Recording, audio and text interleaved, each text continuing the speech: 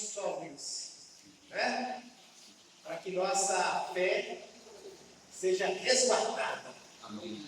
Não seja, vamos dizer assim, envelhecida, por desconhecermos os encargos de Deus para conosco. Nós temos que ser abundantes em toda a obra do Senhor. Amém. Temos que ser participantes de tudo que o Senhor faz. Amém. Amém, irmãos? Amém. E esse capítulo 8 de 2 Coríntios trata sobre oferta de bens materiais, de riquezas. E essa palavra é como ela, por um lado, ela traz graça, por outro lado, ela nos preserva de deterioração. Por quê? Porque as riquezas, o dinheiro, né, as ofertas, qual que é a origem do dinheiro? A origem do dinheiro nós sabemos que é uma origem iníqua, né? Está relacionada a Mamon. Mas nosso Deus é um Deus que é celestial e também está na terra conosco. Amém. Né? Ele fala lá em João 17, né? Não peço que os tire do mundo, mas que os livre do maligno. E o maligno usurpa muito o dinheiro. Deus precisa de duas coisas. Aliás, Deus precisa de nós em vários aspectos.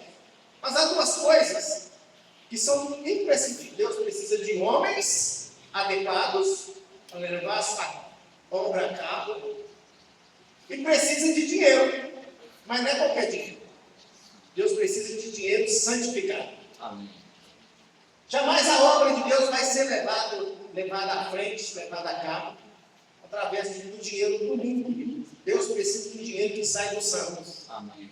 Porque o dinheiro que passa pelos santos, irmãos, é um dinheiro santificado pela nossa vida, pela justiça, pela nossa santidade. Né? O dinheiro que corre no mundo, ele vem de várias coisas, até de criminalidade, promiscuidade. Mas quando ele chega a nós, ele é santificado. Amém. Porque nós temos uma vida santa. Amém, amados? Eu vou ler aqui alguns versículos aqui. Vamos ler comigo 2 Coríntios 8, de 1 a 5. Eu vou ler aqui, irmãos, para ficar enfatizado, tá? Também, irmãos, vos fazemos conhecer a graça de Deus concedida às igrejas da Macedônia, porque no meio de muita prova de tribulação manifestaram a abundância de alegria e a profunda pobreza deles superabundou em grande riqueza da sua generosidade, porque eles testemunham na medida de suas posses, e mesmo acima delas se mostraram voluntários, pedindo-nos com muitos votos a graça de participarem da assistência aos santos. Vou ler o 20 também, o versículo 20 desse capítulo 8. Ele fala assim, primeiro fala 16, fala assim, mas graças a Deus que pôs no coração de Tito a mesma solicitude por amor de vós. Ou seja, Tito foi encarregado por Paulo aqui de ajudar os coríntios nesse ministério de coleta de riquezas materiais, de dinheiro, né? De ofertas. Senhor Jesus. Então 20 fala assim, 20 a 22. Evitando assim que alguém nos acuse em face dessa generosa dádiva administrada por nós. Pois o que nos preocupa é procedermos honestamente, não só perante o Senhor, como também diante dos homens. Com eles enviamos nosso irmão, cujo zelo em muitas ocasiões e de muitos modos tem nos experimentado. Agora, porém, se mostra ainda mais zeloso com muita confiança em nós. Irmãos, aqui no capítulo, do versículo 1 até o 15, Paulo vem nos falar qual que é a origem e a natureza desse ministério de ofertas de riquezas materiais. Qual que é a origem? A origem está aqui. Também, irmãos, versículo 4, também, irmãos, vos fazemos conhecer a graça de Deus, concedidas às igrejas da Macedônia. Então, qual que é a origem do ponto de vista santo, do ponto de vista do ministério? Qual que é a origem e qual que é a esfera? É a graça de Deus. Aonde que as ofertas entram? Elas trazem graça para aqueles que ofertam. Elas trazem graça para os irmãos que recebem. É através das ofertas que Deus leva a cabo a sua economia, o seu propósito eterno. Através de homens consagrados e através do dinheiro. Parece assim, estranho, né? Na igreja falar de ofertas. Mas neste mundo, ninguém vive sem dinheiro. Além disso, o dinheiro, irmãos, ele tem muito a ver com a idolatria. Como é que nós somos livrados de sermos adoradores de Deus? Quando o nosso trabalho tem conexão com Deus. Quando nós tiramos daquilo que nós recebemos, é como se fosse um canal entre nós e Deus, entre os nossos afazeres profissionais e a administração de Deus. Porque se nós não cuidarmos, irmãos, nós viramos adoradores de Deus. Porque o dinheiro, ele é necessário em toda parte do mundo. Querendo ou não, sem dinheiro você não faz nada. Não adianta você ficar 2 anos orando aqui para comer, se você não trabalhar, ou alguém não tiver misericórdia de você, você não vai comer de uma forma ou de outra. Aí tem que ter a intervenção financeira. Tudo isso aqui depende de dinheiro, mas não é qualquer dinheiro. É aquilo que vem do coração dos irmãos, de maneira voluntária, de maneira graciosa, em amor e com amor, e por amor ao Senhor, e por amor aos santos. Meu amado, aleluia! Então nós vimos nos capítulos anteriores sobre reconciliação, não é verdade? Nós vimos sobre aqui, ó, o versículo 6:1 fala assim: e nós, na qualidade de cooperadores com ele, nos exortamos a que não recebais em vão a graça de Deus. Se você conectar esse versículo com 8:1, fala assim: também, irmãos, nos fazemos conhecer a graça de Deus concedida às igrejas macedônias. Então, Paulo aqui está usando os macedônios para auxiliar, para testemunhar para os coríntios, que se eles estiverem reconciliados com Deus, se eles tiverem o coração dilatado, se eles estiverem ajustados em todo tipo de situação, purificando, tendo, pois, amados, tais promessas, purifiquemos de toda impureza, tanto da carne como do espírito. Irmãos, nós temos uma facilidade de nos envelhecermos facilmente. Muitas vezes por pecados que a gente nem percebe que é pecado. Senhor Jesus, por isso que o Senhor veio nos mostrar que enquanto o mundo adora Mamon, se curva a Mamon, nós nos curvamos ao Senhor. Amém. Com todo o nosso ser. Com tudo que somos e com tudo que temos. Ó Senhor Jesus, irmãos, até os levitas que recebiam ofertas. Os levitas é aquela parte do povo de Israel que eles eram exclusivos para cuidar dos serviços ali referente aos sacerdotes. Até eles, lá em Levítico 18:25, eram orientados a oferecer o dízimo dos dízimos. O mundo todo está curvado a Mamon, irmãos. A maioria dos crentes, sem saber, são curvados a Mamon. Grande Deus, apesar de serem adoradores de Deus. Dá tanto que você vai ganhar tanto. Faz isso que Deus vai fazer isso para você. Irmãos, nós não estamos servindo a Deus para termos bens. Nós servimos ao Senhor porque Ele nos amou primeiro e nós o amamos também. Então, quando nós ofertamos nossos bens materiais, Aleluia. O Senhor santifica até aquilo que é necessário para a nossa sobrevivência. Amém? Isso aqui é um encorajamento para cada um de nós. É um encorajamento para os jovens, os adolescentes que estão aqui. A maneira de você consagrar sua vida ao Senhor é falar assim, ó, eu sou do Senhor. E tudo que é meu é teu. Amém? Amém? Você ganhou uma mesadinha do Pai? Ó, Senhor Jesus. Aí já cultivando isso no coração. Aos poucos. Amém, amados? É uma forma de você ser abençoado. Vou dar uma percorrida aqui. Porque no meio de muita prova de tribulação, versículo 2, manifestaram abundância de alegria, e a profunda pobreza deles superabundou em grande riqueza da generosidade. Então aqui está falando dos macedônios, instruindo a quem? Escolhidos.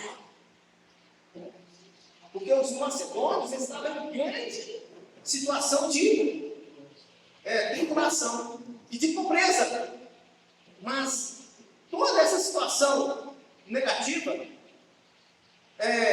eles manifestaram a abundância de alegria, e a profunda pobreza deles superabundou em grande riqueza da sua generosidade.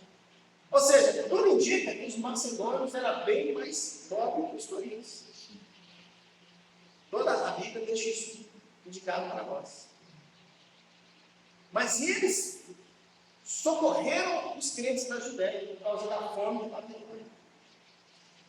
Ó Senhor Jesus! Irmãos, a oferta, o ministério de riquezas materiais faz parte de um bom ministério. 2 Coríntios não fala do desenvolvimento dos dons até se tornarem ministério. Há um só ministério, mas são vários outros ministérios desse único ministério. E o ministério de riquezas materiais faz parte disso. Não só por causa da necessidade da obra, mas para cura e libertação dos crentes também. Senhor Jesus, porque eles testemunham eu, na medida de suas posses, mesmo acima delas se mostraram voluntários. Então, no Velho Testamento, irmãos, havia a lei do dízimo. É obrigatório você ir da lei do Velho Testamento dar sentido. Mas e no Novo Testamento? No Novo Testamento é algo voluntário. É necessário, mas é voluntário. Então, Paulo está ressaltando aqui a voluntariedade dos macedônios. Ou seja, se no versículo 1, Paulo faz conhecer a graça de Deus, o que é a graça de Deus? A graça de Deus é o fluir do Espírito dentro de nós. É a lei da vida nos constrangendo a ser participantes da obra de Deus. Por exemplo, quando o irmão vai lá para a zona da mata, participar lá junto com os irmãos, mesmo que eu não possa ir, como eu sou participante de todo o serviço, inclusive do serviço de ofertas, eu estou indo com eles, independente da minha condição. Ó Senhor Jesus, se os macedônios que eram pobres participaram, inclusive, resolvendo questões de outros irmãos, muito mais os coríntios. Amém? Amém, santos? Amém. Aleluia. Então, essa é uma palavra sobre isso. Por quê? Se você olhar, vou pegar aqui Êxodo 12, 36. Êxodo 12, 36. Fala assim: e o Senhor fez sair do povo de Israel do Egito. Quando eles passaram pela Páscoa, no final do versículo, capítulo 12, fala assim, no final do versículo 36. E o Senhor fez que o povo encontrasse favor da parte dos egípcios, de maneira que esses lhes davam o que pediam, e despojaram os egípcios. Então, por que tem esse versículo aqui? Para mostrar que para eles saírem do Egito, embora indo para o deserto, eles precisavam de recursos. de ovelhas para serem ofertadas. As mulheres levaram braceletes de ouro, levaram joias. Todo tipo de artigo valioso ali, eles despojaram o Egito e levaram. E tudo isso, irmãos, juntamente com o povo, passou por onde? Passou pelo Mar Vermelho. Eles passaram a seco, juntamente com o povo, juntamente com as ovelhas, juntamente com as suas joias. Significa que isso foi sepultado figurativamente no Mar Vermelho. Ó Senhor Jesus! Ofertar, tirar do dinheiro do bom se faz. Porque o nosso homem natural, ele é meio que avarento, mesquinho. É fácil ficar, Jesus, eu te amo. Mas na hora que o Senhor requer de nós, nossa participação, naquilo que é necessário, que nos custe alguma coisa, como é que nós fazemos? Ah, Senhor, quando chegar ao final do mês vai ser tanto. Mas quando chegar lá, ah, Senhor, não vai dar para ser tanto, não. Mas eu vou participar. Então, às vezes, de 100 cai para 70, cai para 50, às vezes cai para 10. Então, Paulo está nos dando, o Espírito está nos dando orientação para nós com base na experiência dos projetos. Mas veja bem o que aconteceu depois que o povo passou. Ocorreram duas coisas opostas. Produziu-se que, através dessas joias, um bezerro de ouro, um ídolo. Ali no capítulo 28 a 32, mais ou menos, a gente vê que um bezerro de ouro foi produzido. Esse bezerro de ouro, por que bezerro? Não existe carne mais preciosa, valorosa, do que uma carne de um bezerro, relacionada ao nossa manutenção, ao nosso estômago. A Bíblia fala, tem de que comer, beber e vestir, estejais. Mas muitas vezes o Senhor nos abençoa e a gente fala, oh, Senhor, eu te amo. Mas e agora? Na hora de enviar um irmão para a África, lá para a zona da mata, lá para o governador Valadares, precisa pagar o ônibus, precisa pagar a gasolina, precisa pagar o aluguel.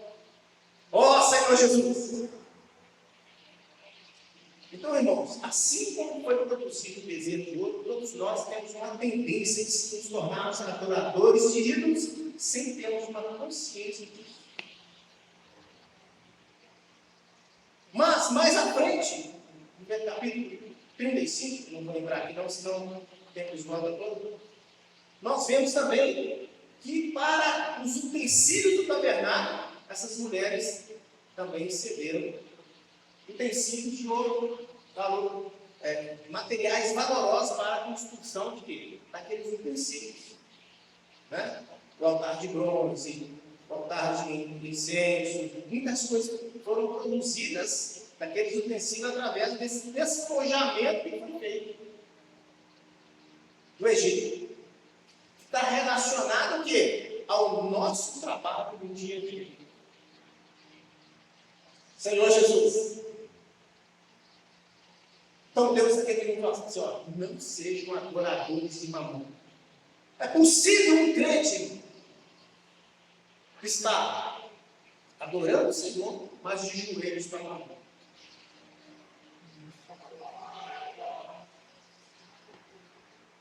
Senhor Jesus, essa palavra fala muito comigo. Aliás, há muito tempo que eu fui salvo por essa palavra.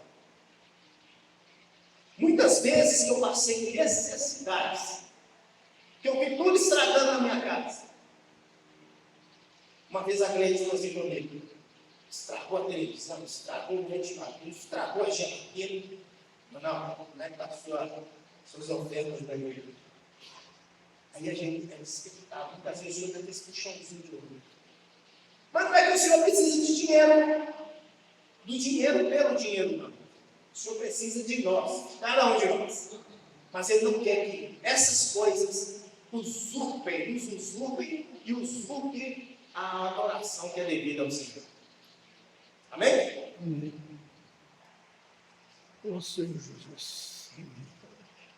É uma palavra sóbria, não é palavra de empolgação, é palavra de cura, palavra de libertação. Nos coríntios, nos macedônios, eles rogaram pela graça de participar da graça de assistência aos santos. Ó Senhor Jesus, vamos ter aqui 1 Reis 17, 8. 1 Reis 17, 8.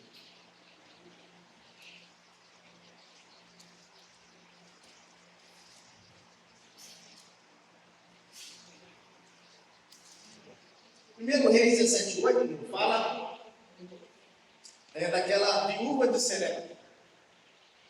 Nós vimos que Eli estava sendo perseguido pelo ali o reino de Acabe e a esposa, Jezabel.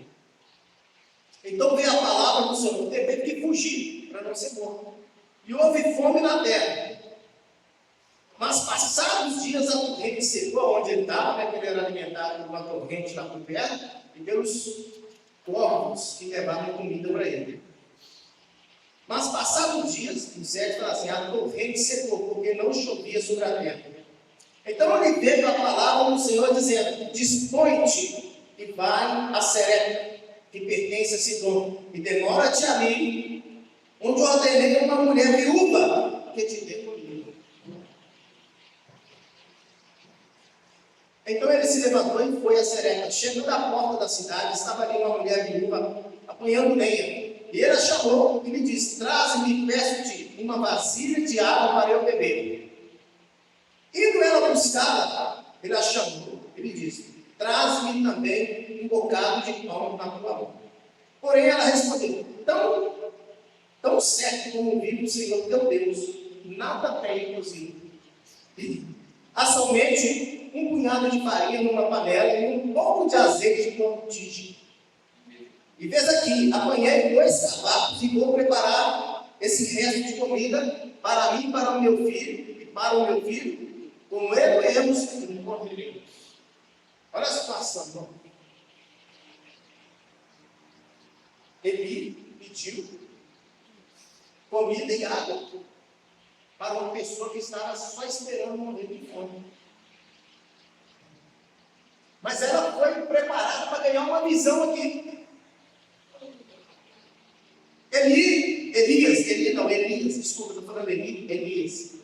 Elias me disse, não temas, vai e faz o que disseste, mas primeiro faz dele para mim um bolo pequeno e traz-o aqui.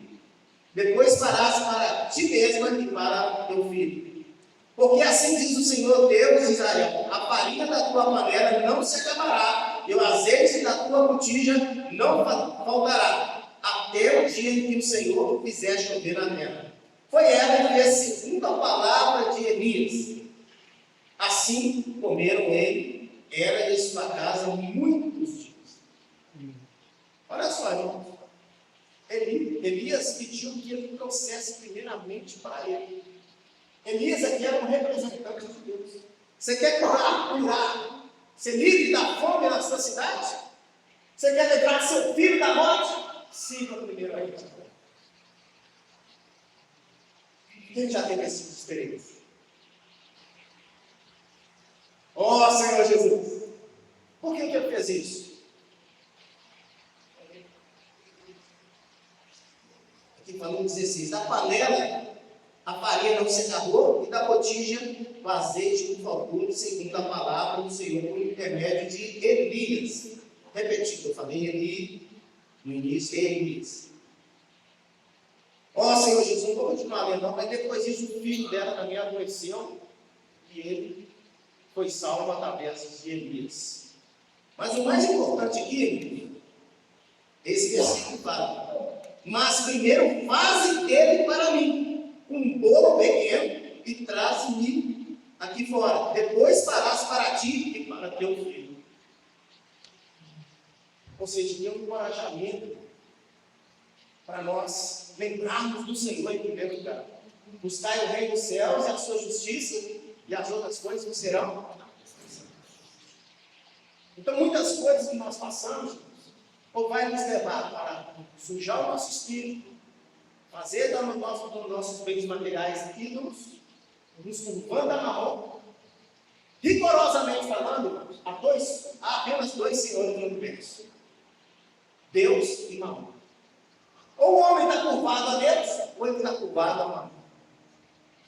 Muitas vezes são crentes, amantes do Senhor, adoradores do Senhor, oram, mas muitas vezes passam mais tempo preocupados com o que haverá de comer, beber, investir e multiplicar. E não é só os ricos, não. Essa viúva aqui, ela não tinha nada. Muitas vezes os pobres têm mais desejo de ser ricos. Caem nessa tentação muito mais do que os ricos em preservar o mundo. Senhor Jesus, vamos voltar aqui para 2 Coríntios.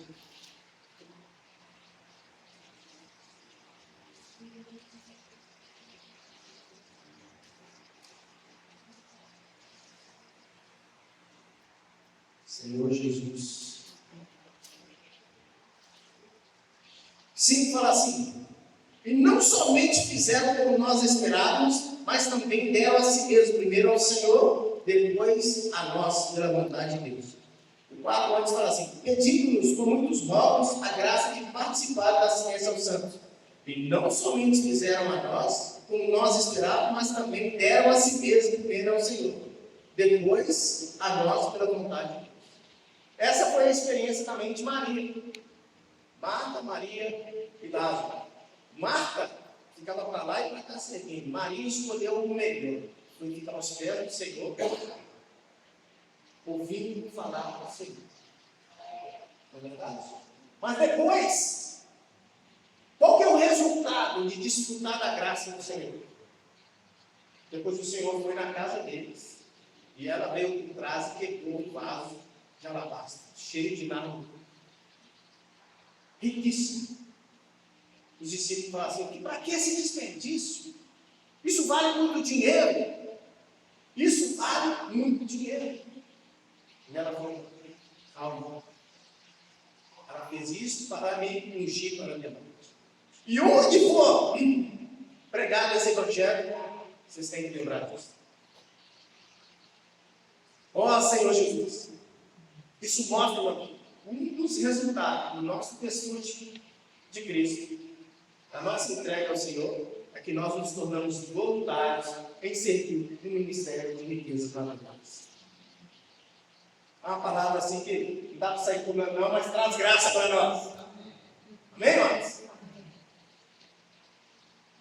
O que nos levou a recomendar a Tito, que como começou, assim também complete essa graça entre vós.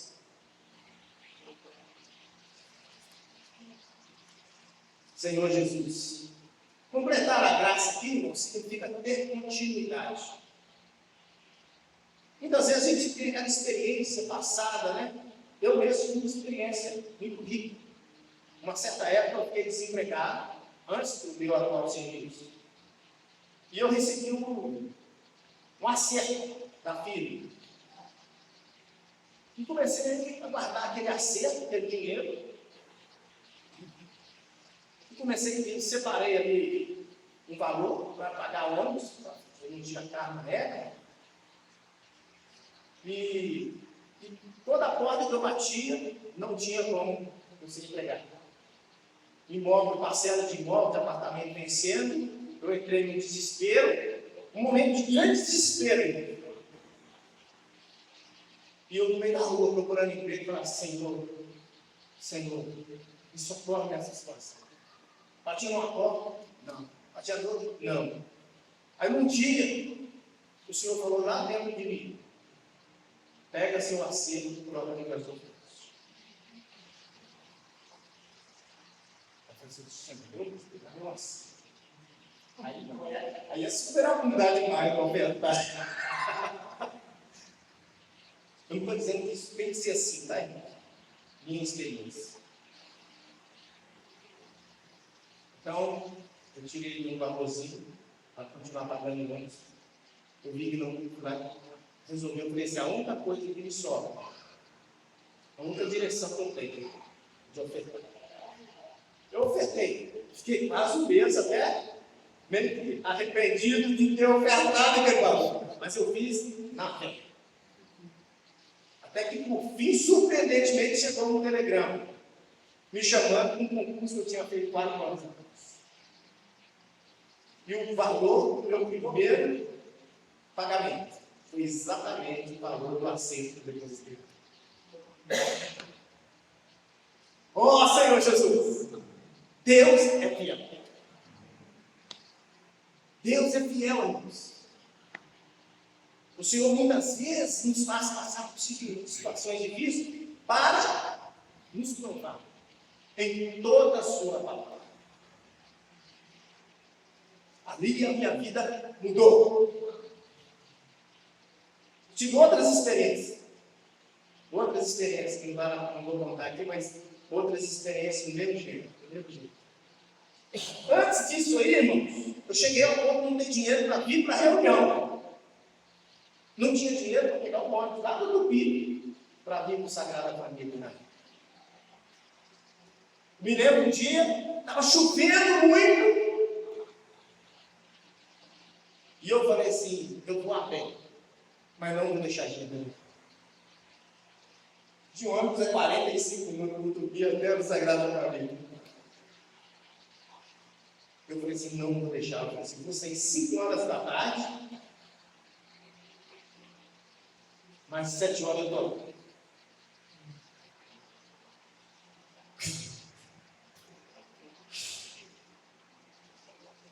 Oh, Senhor Jesus!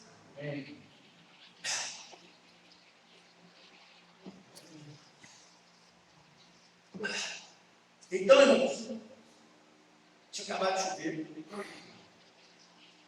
Tinha uma enxurrada aqui. Olhando aquela enxurrada, R$10 lá em cima. Eu catei aqueles R$10. Deus existe. Deus é real.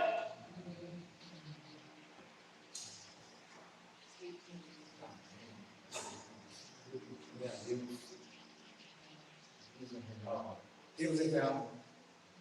E na hora que eu peguei aqueles R$10, quem está vindo atrás? O ônibus vinha parar na eleição. Ele falou, para o ônibus. Oh, Senhor Jesus.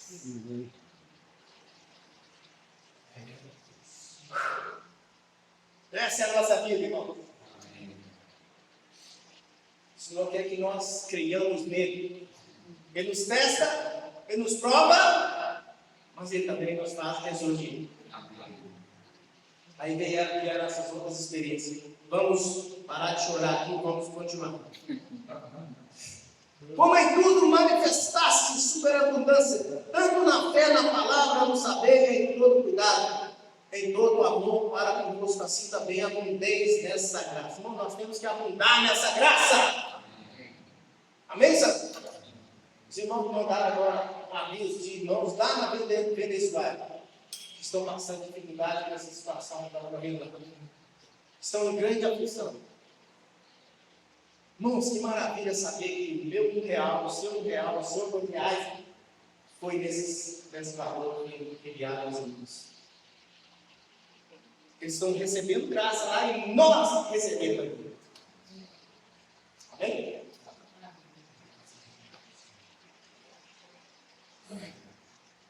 Não vos falo na forma de mandamento, para provar pela diligência de outros a sinceridade do amor. Para provar a sinceridade do amor de Deus. Para provar a sinceridade dos apóstolos.